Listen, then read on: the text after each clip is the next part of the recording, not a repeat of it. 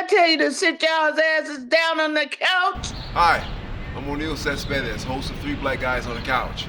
We're in the Lower East Side in New York City at Human Nature Barbershop, owned by Anwar Isaacs, who's also a guest host.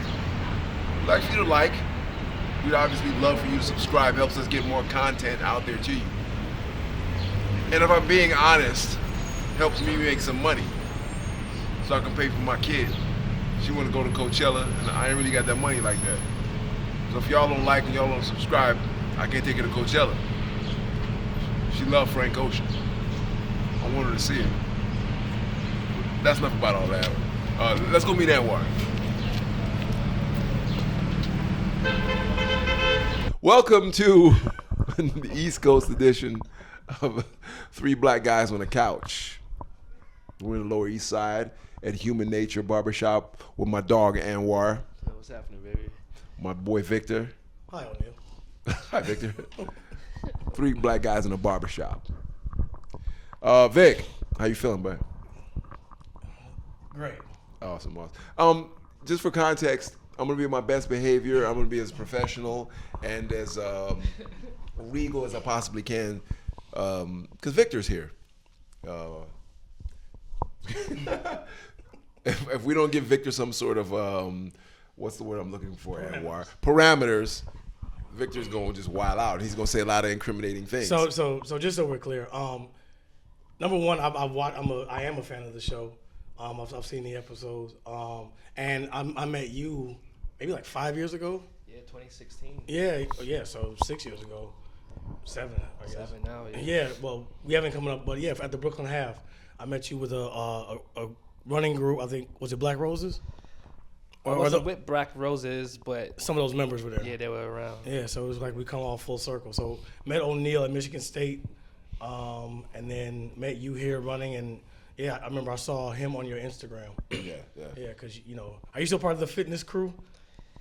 Why you say it like that? I wouldn't consider me part of any crew. Yeah, but I met you But with I am all the about the fitness fitness. people. All right, Yeah, I met you with a group of people who are concerned about their health and their mental. What group of people are these? It was Purcell. Yeah. So crazy. Me and Purcell, I knew him since I was 8 years old, fam. Wow. Okay. He was my junior Pee Wee center. His Instagram was like good work. Yeah, good work. Yeah. Yeah. Shout out to Purcell, boy. He doing Yeah, his thing. no, he's literally like He working hard. Yeah, from the time I met you guys to now, like he's evolved into a bit of a force. Yeah, for sure. Yeah. I didn't know that New York City had such a like you were saying yesterday, like all these running groups. Like that's crazy. That's crazy. Like I was telling you yesterday, I was like, you can't even throw a rock in New York without hitting a running group at this point. I feel like nightlife culture turned into fitness culture. Yeah. So you get all those small pockets of, I don't know, like Nepathic groups that moved over into the fitness world. Because there ain't no clubs, so now they linking up at runs. I think part of it was New York nightlife changes every like decade or so. Excuse me. And so, what would have been like, people doing clubs, then people like now it's like Eventbrite events, right? Day parties. That's like the move. Yeah. And a lot of the frustration, I think, when people don't necessarily have a niche is they look for something. And then combine that with COVID, people like either bought like some DJ equipment or a bike. Yeah. You know what I mean? or people did running I bought a bike. You know what I mean? So a lot of it is that. When Austin was telling me about it, like he's like, "Yo, man, I'm gonna meet up with this run club and this and that." I was like, "What the fuck are you talking about? That sounds corny. Run club, you got a group of people that you run with. Man, y'all some cornballs." Yeah. And I would tease him like, "Man, real motherfuckers don't run nowhere. They stand and they fight.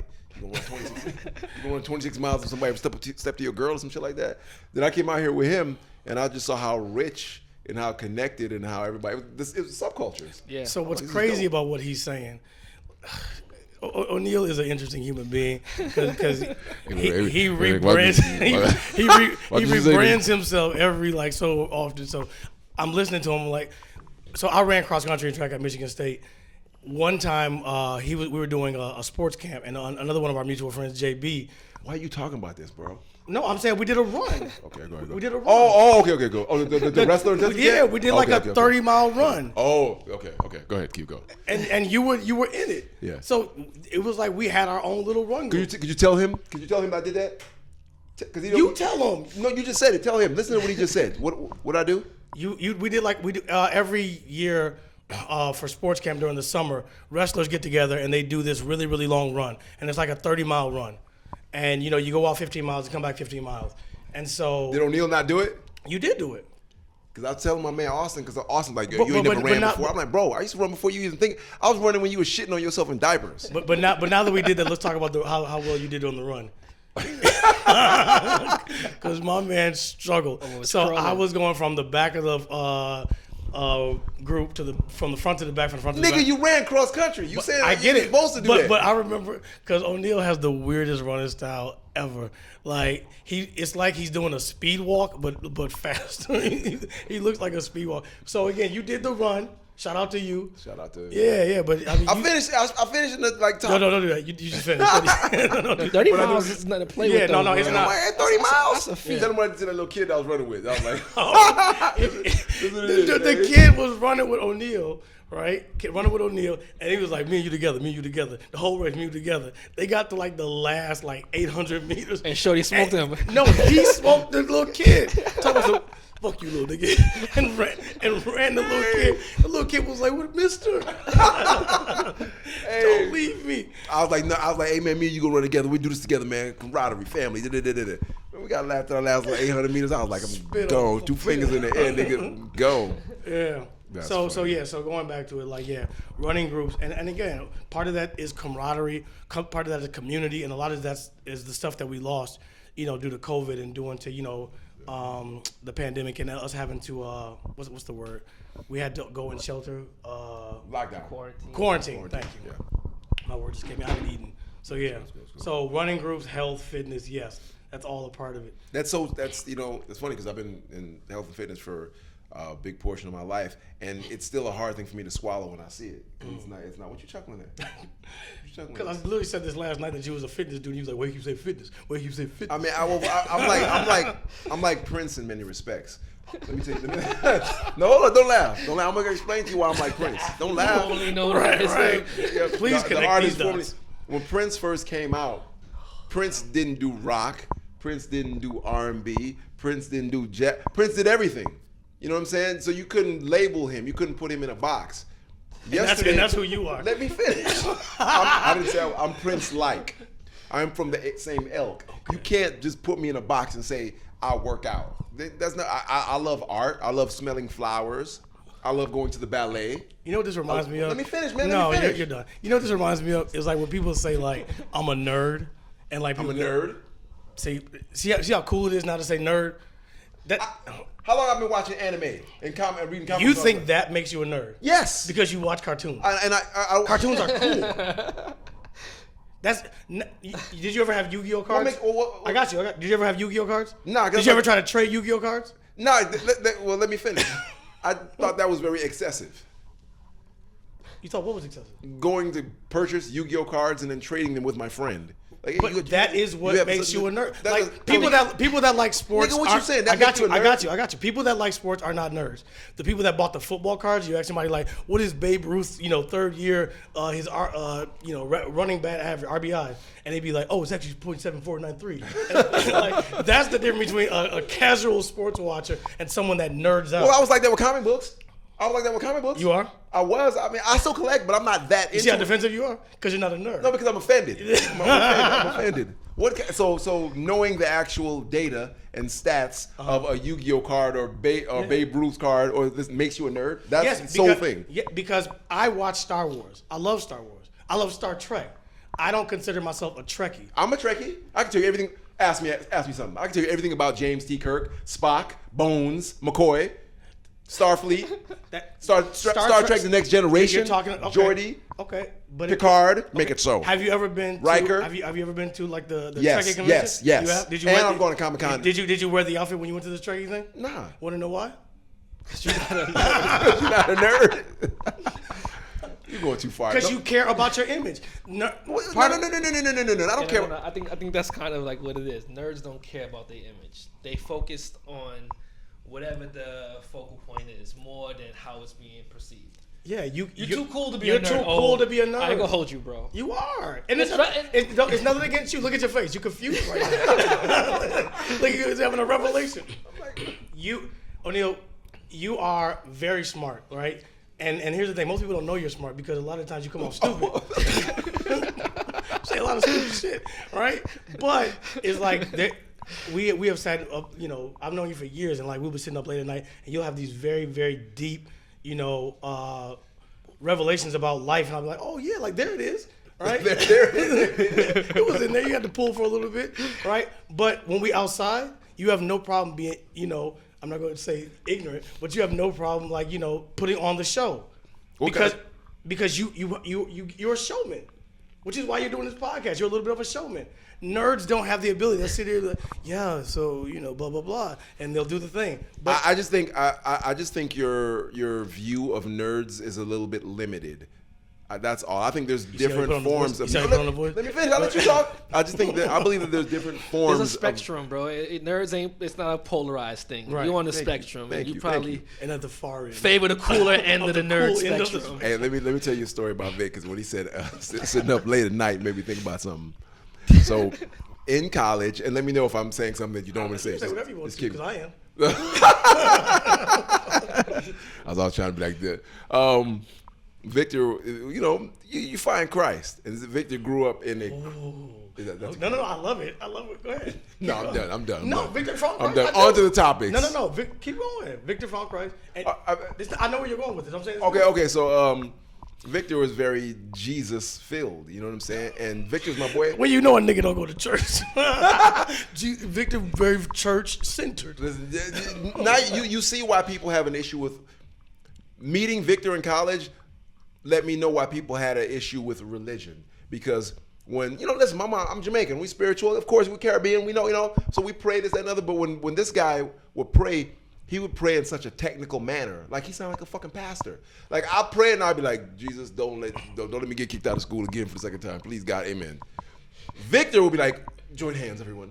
Father God, I know that, Lord, in your name, you said the righteous ones will inherit the earth. But Father God, and he be praying like a fucking soliloquy. Nigga, I was like, this nigga. And so I love what you're saying, because think about when people join groups in general, right? When people join a running group, they're the first people to get all the material, all the shorts, the things. When you see somebody like playing basketball for pickup and they have Michael Jordan's whole outfit. Yeah. And you be like, trash. This motherfucker, right? It's like that's part of it, like part of the fervor of joining something. You become fanatic about it. As you get older, you start to be like, you know what? Let me chill out a little bit. Let me dial it back, because it's not about that. So yeah, like you're right. When in college, I think a lot of what I was seeing, I was like, I don't want to be this person. Everything is about party. Everything's about sex. Everything's about this. And I was like, I want a little bit more than that. And so I did. I went and joined a campus group. And I went head over, I was also a religious studies major on top of being a math major. And so I was getting all these new thoughts and things, and I went overboard. And so when I was praying, I was like reading the Bible in English and in Hebrew, and I was like, oh my God, this is fascinating. And I was taking that fascination into this thing with my regular friends, and they was like, bro, we ain't gotta do all that. Which is wild, because I was spiritual, and he had me as a good you were what? A conduit.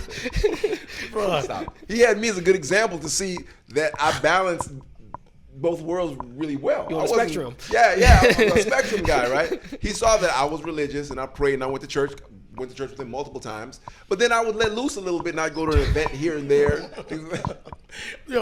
O'Neal's idea of being spiritual. I remember one time we was, and again, going back to sports camp, he opened the window, he was like, bro, feel the breeze. And I was like, yeah, it was cool. Like, we were just chilling because we had worked all day. He put on Buju Banton till Shiloh. And he played it, he was like, this is where God is.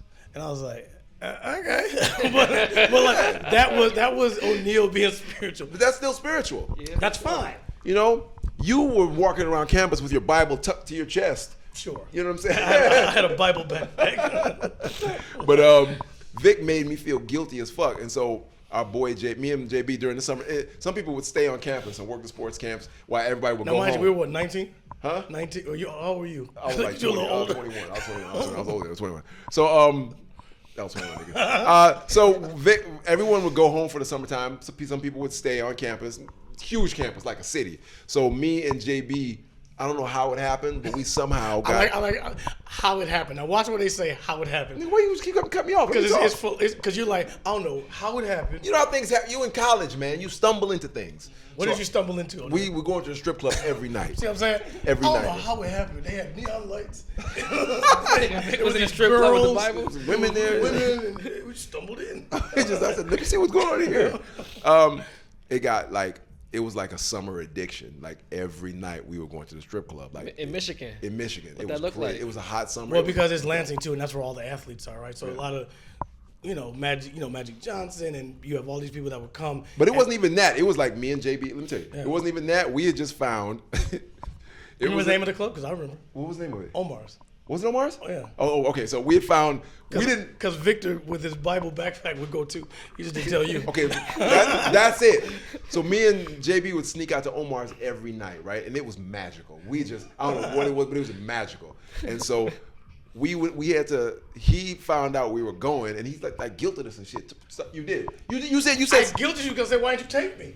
That's not what you said. We were remember. sneaking around because we didn't want you to find out we were going to strip Agreed. club because you was a Bible thumper. Yes, but I also wanted to go to strip club. We didn't know that, nigga. You was praying all the time. Yeah, yes.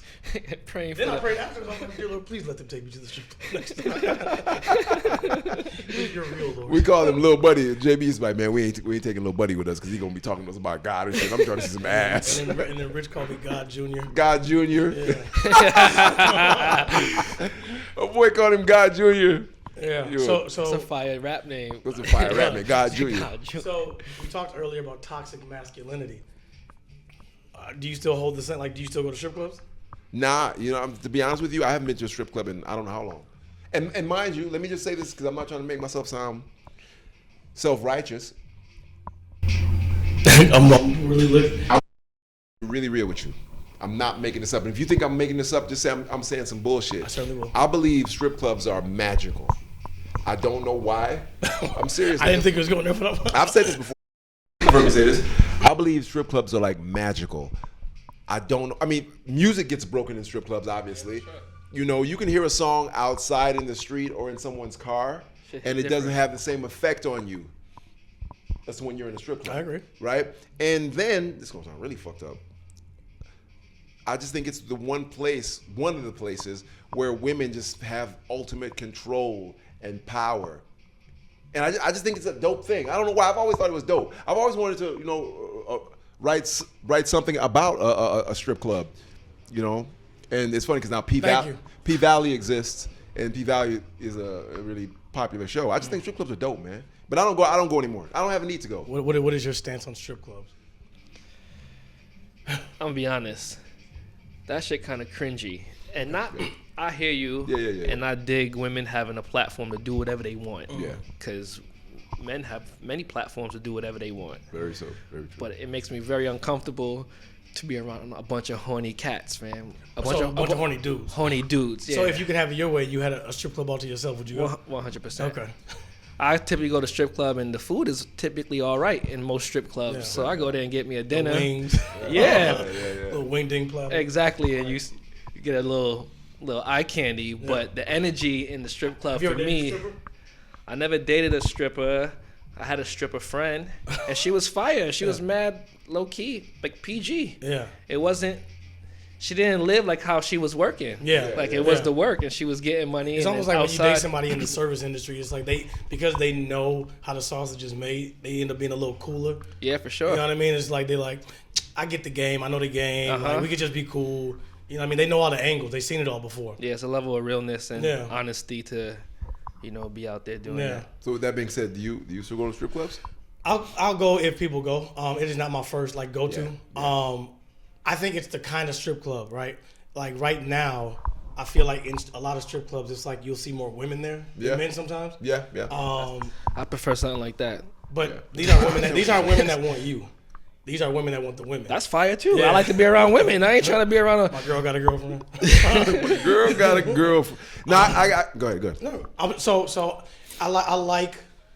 I mean, in New York, the strip club game is like so weak compared to other cities, right? Atlanta, Houston. I mean, they're on another level. used to be. LA's strip in club the game is South. weak too. Yeah. Yeah. I mean, but you got some like crazy girls, LA. You know these, right? You act like you don't know. Like, I'm telling you, I've been in one strip club and two strip clubs in LA, and they were terrible. Yeah. Compared all the strip clubs I've gone to were either in the South, where I used to go to Atlanta all the time, or Omar's. Yeah. You know, and they were dope. Yeah. But LA strip clubs are garbage. I think the only thing that I do not like about strip clubs is I feel like strip clubs prey on vulnerable people who don't really have the means to have other options. Yeah. And so, you know, like especially like in Detroit, right, where, you know, they say like 1 out of every 3 girls between the ages of like 17 and 26 is a stripper, like, you know, of black and brown communities. Yeah. And so there's a reason for that. And so I don't like, you know, how they prey upon communities and like how that's the only option for us. Yeah. And so sometimes you feel the desperation in people when you're at strip clubs, like, you know, they want to tell you a story, you know, and you like, you know, oh yeah, man, I couldn't pay my rent this month. And you're like, I didn't come here for that. Stop. No, but you actually had a stripper tell you I couldn't pay my rent this month? But they say a lot. I mean, they tell stories, right? They tell stories. I've never had a stripper tell me that. Well, again, it depends. Like, so again. Hey, Neil. Now watch this. Now watch this. Do you go to strip clubs like for the noon shift? Have you ever been to a noon shift strip club? No. Have you? No. Yes. Well, that's an addiction, Victor. Or I've went with people that go. That's a bigger conversation. Is it? Well, isn't this the places where we have bigger conversations? Okay, go ahead. So apparently the noontime strippers will tell you. Well, what I'm saying is, again, they're not bringing in the customers that the nighttime is. When you go when it's lit, when it's bottle service, when it's such and such, there are strippers that are there at 2 p.m. God damn. I don't know. So what I'm saying is, not everybody is the turn up stripper. Yeah. Some strippers like just be like, they'll sit next to you and be like, you want to dance? And you're like, no, I'm good. And they'll be like, so well, you know. You know long conversation. Right. And so some of it is depression, like depressing stories that you got to sit and hear. I mean, I'm sure. I'm right. Sure, yeah. Everything ain't. Yeah, I'm leaving. Right. Everything ain't the IG girl with 50,000 followers. Yeah. So I'm be like, you be on the Facebook? And you be like, oh no, ma'am. Yeah. No, ma'am. Yeah. I took advantage. She was crying. You're like, put your finger over her lips. Here's another 20. I'm here for escapism. Right. Don't bring me into your world. Baby. I don't need it right now. Nipples dripping milk. I gotta feed the kid. Right. I don't care about that. Don't mind this, baby. No, man. You know what? The irony in that is, when I've gone, when I used to go, no, I didn't see and feel their pain. But not because I was a cold, callous bastard. It was because I was looking at the strippers. But you were young, and you again. Yeah. Now you have little people, right? You've had to. I know sometimes for people who have had children, after let's say you have a little girl, right? The same way that you might have treated women before you have a little girl changes. That too, but let's go back to when you said the strip clubs exploited people. Mm-hmm. The first thing I thought about was not the strippers being exploited. I thought about the simps that go there, that spend their money, that are miserable with their relationships, their wives. It's like people that go into casinos and sit. Yeah, that's what I thought about. Penny slots. Because at some point in time, we were all. I mean, I remember going to strip clubs and being like, "Oh, what you doing here? Oh man, you're beautiful. I like you." You were that guy. You were that guy. Yeah, I was young. We all did that. Don't act like you. I've never. You went in there G'd out. Tell me. You were the manipulator.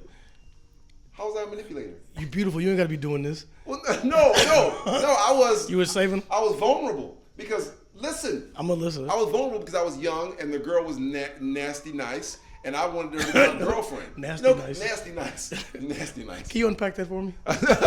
So you're stupid and you're simple enough to think like, oh man, she really liked me. Like, hey O'Neal. Oh, you were the stupid simple one. Yes. Okay. Hey O'Neal, I ain't seen you in a long time. Man, what's going on with that? Seen you in a long time, so you're a regular.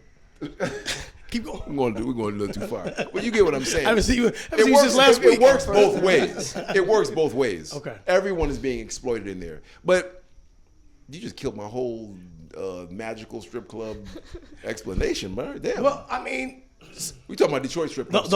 Bro. Detroit strip club. You ever been to Detroit strip club? I never been to the D once. All right, there's one. I don't even know if it still exists. There was one in downtown called The Grind, and there's every bit of its name. You go in there, it's nothing but a cesspool of. And so again, right?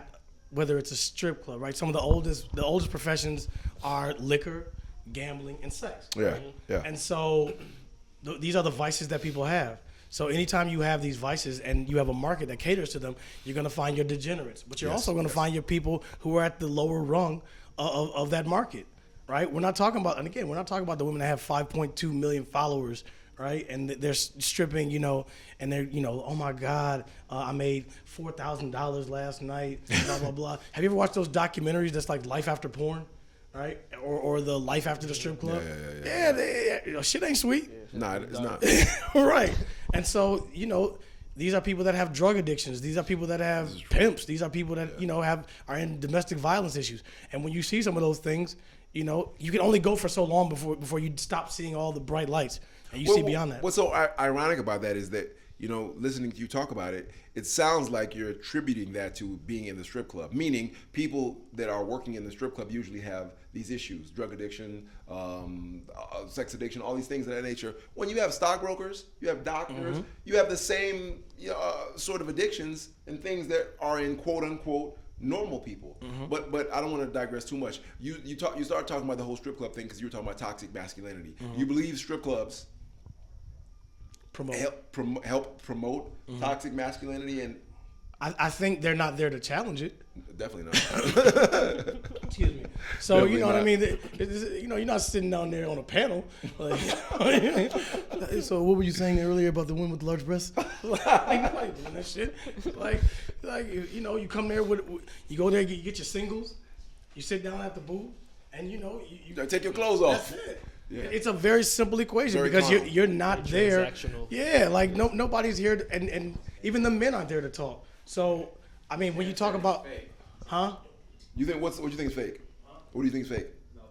No, No, speak your mind. Please, what do you think is fake? No, I just think that things that were once upon a time clear cut are now very blurred. I agree. I wholeheartedly agree. Any man acting in his masculine nowadays is considered to be toxic, have toxic masculinity. Yeah. Which is not really true. It's just your true nature is to be in your masculine, and the true nature of a woman is to be in your feminine. You can still be a powerful businesswoman and be in your feminine. You can still be a nurturing man and be in your masculine.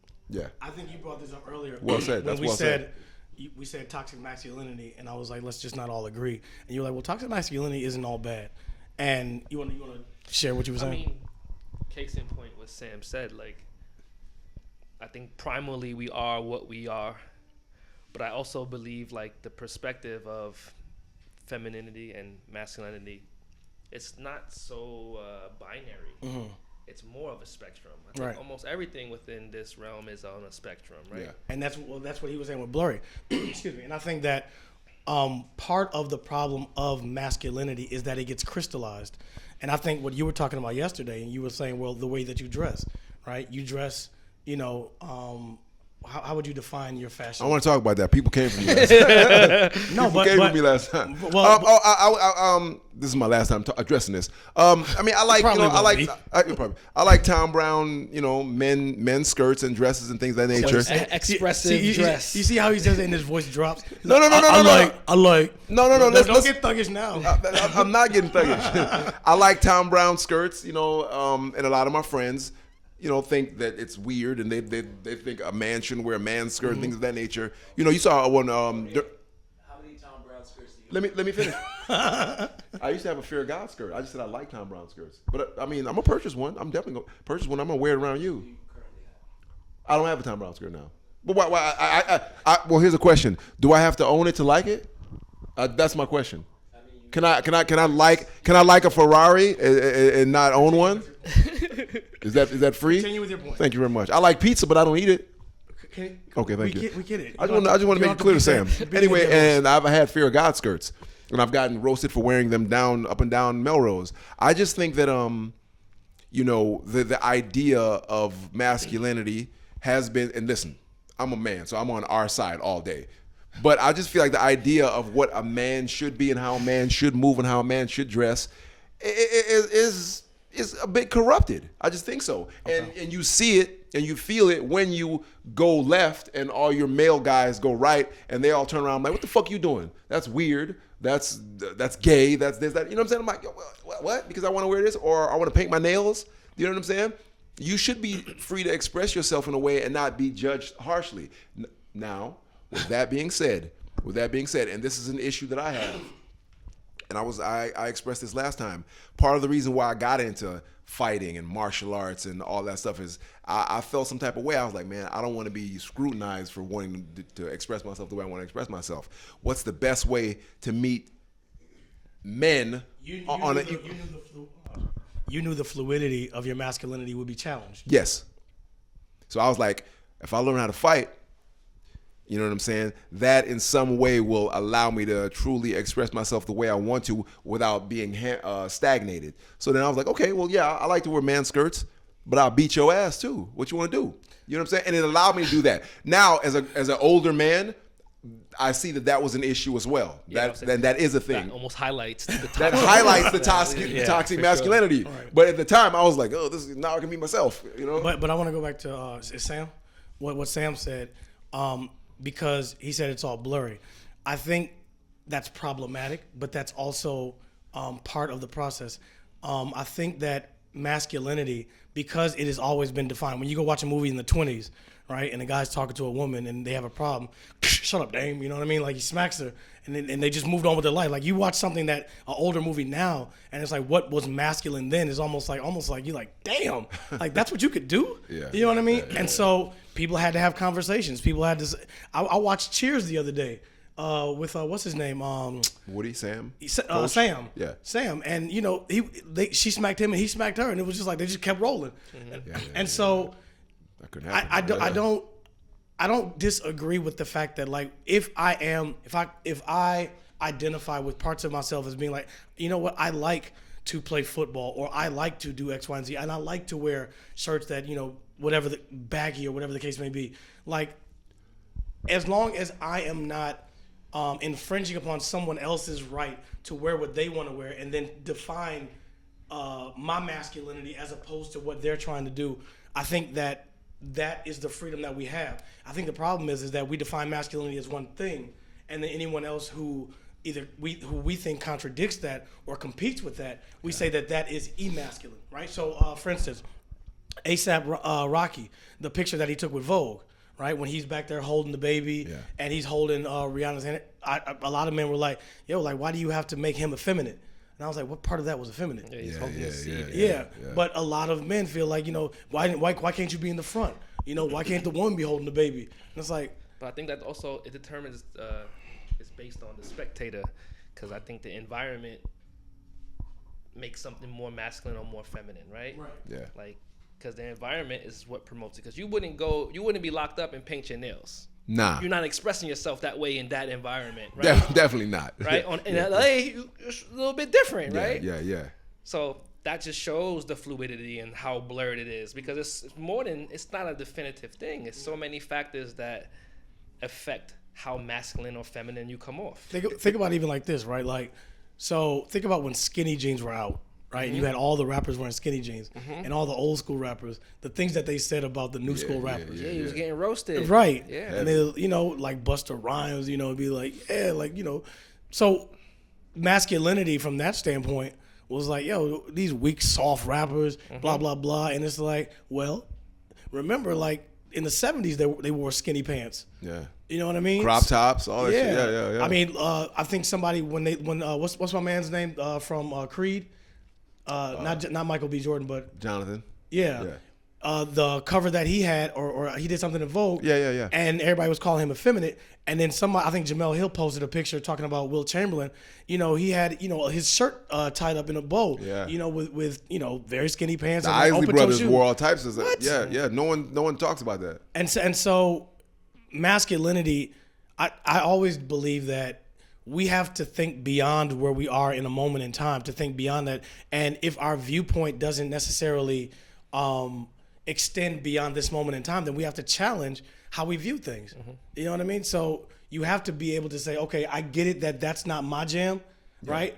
But my parents dressed like that, my dad dressed like that, and he was with my mom, you know, whatever the case may be. Yeah. So toxic masculinity should be, if nothing more, a conversation where men don't feel so tied to their opinions that their thing is now the gold standard for what masculinity is. Yes, but the issue with that, is because they set it as a gold standard, and it's been toxic for so long, and this dark cloud over us all for so long. Now, women have experienced it, obviously, and witnessed it, and now even if you're not a toxic male, you're grouped in. It's essentially we inherited toxic masculinity. The minute we were born, everyone that did something before us, we're responsible for, right?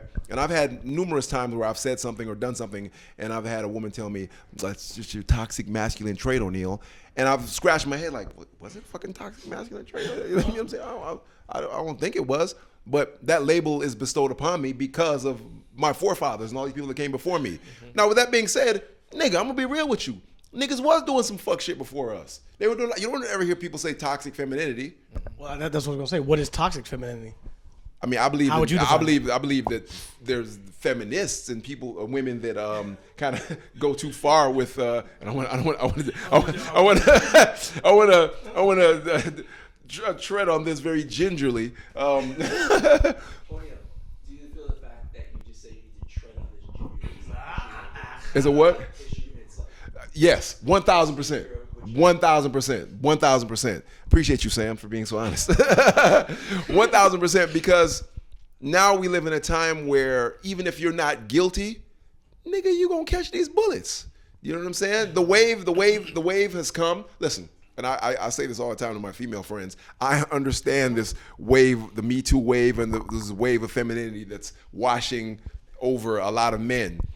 My issue is that, what about the ones who ain't did shit? If Victor is a toxic male and he's done a whole bunch of fuck shit, and then this wave is coming down the street, why I gotta get caught up in in this wave that Victor deserves? This nigga deserved to die, not me.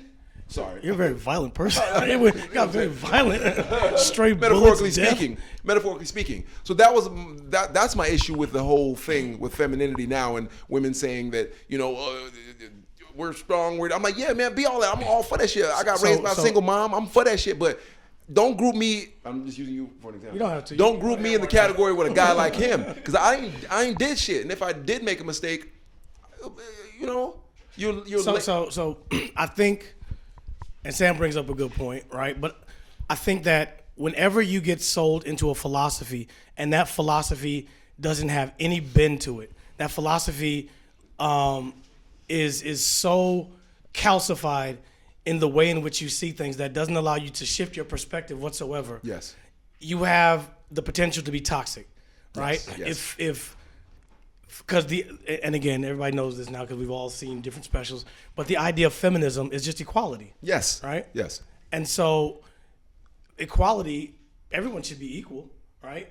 It's when whatever I say, like when people say don't mansplain things to me, and I agree with it in a sense, but also I am a man, and everything I say isn't me trying to mansplain. Sometimes it's just me explaining what I think. And you are right. I just happen to be a man talking, right? And so that's the problem. But everything doesn't have to be looked through this lens of masculinity, right? Sometimes if I'm agreeing with you, if I disagree with you, and I say, well, I don't necessarily agree with that, and everybody's like, well, you don't, like, I can never understand what it means to bear children. Right, but let's say I read a book, and let's say somebody says something. Actually, I had kidney stones in college, and they're coming for you.